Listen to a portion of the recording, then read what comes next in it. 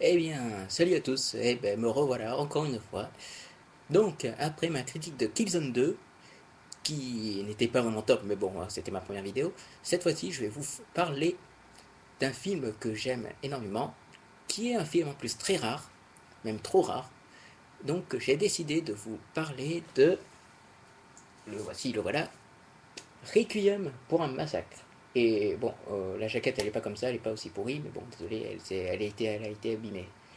Bref, alors de quoi parle Requiem pour un massacre? Eh ben c'est pas très compliqué.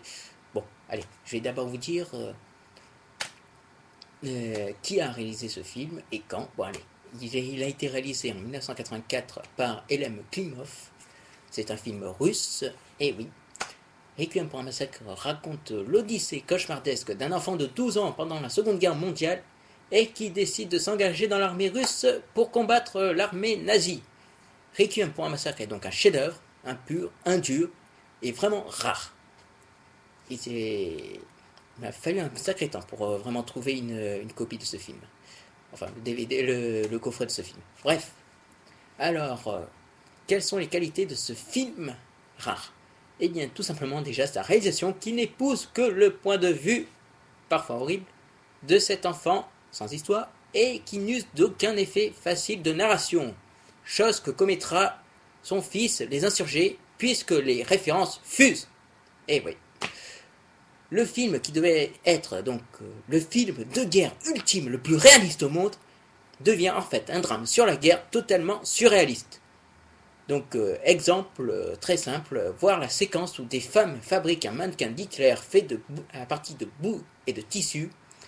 Ensuite, on a aussi droit à une traversée d'un marécage filmé au ralenti et qui semble interminable, surtout avec une musique pesante et lourde. Et ensuite, parce qu'on on nous montre pratiquement jamais l'ennemi, en fait, si on le représente par un bombardier qui tourne autour de notre héros, et ce bombardier ressemble en fait à un vautour qui attend la mort de sa proie.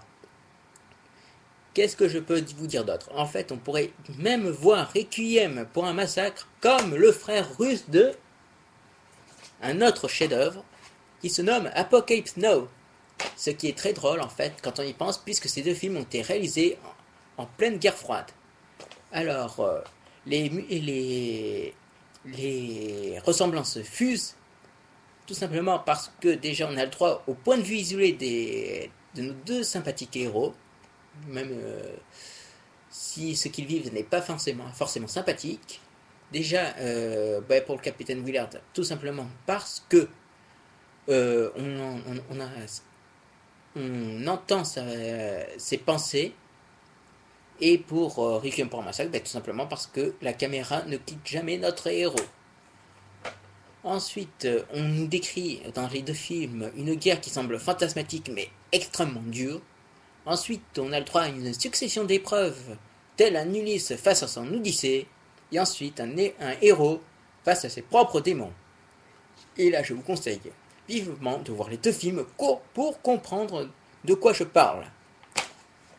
Mais le tour de force de Requiem pour un massacre, c'est sa fin totalement cauchemardesque et insoutenable, où le jeune héros assiste au massacre d'un village russe par des SS qui ressemblent à des monstres grotesques et mauvais plaisantins.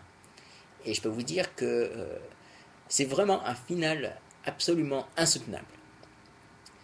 Bref, le film se termine sur une prise de conscience du héros face à cette réalité fantasmatique, voire aussi c'est cet extrait où on voit le jeune garçon face au portrait d'Hitler, et ensuite ce long plan séquence filmé en travelling qui suit le héros qui s'enfonce dans une forêt russe, comme s'il voulait nous dire que l'histoire n'est pas finie et que la vie n'est qu'une suite de questions sans réponse. Bref, alors pour finir, pour de bon, sur ce film, je dirais que Requiem pour un massacre est un film magistral de bout en bout et impérissable, un film sur la guerre comme on n'en fait que tous les 20 ans.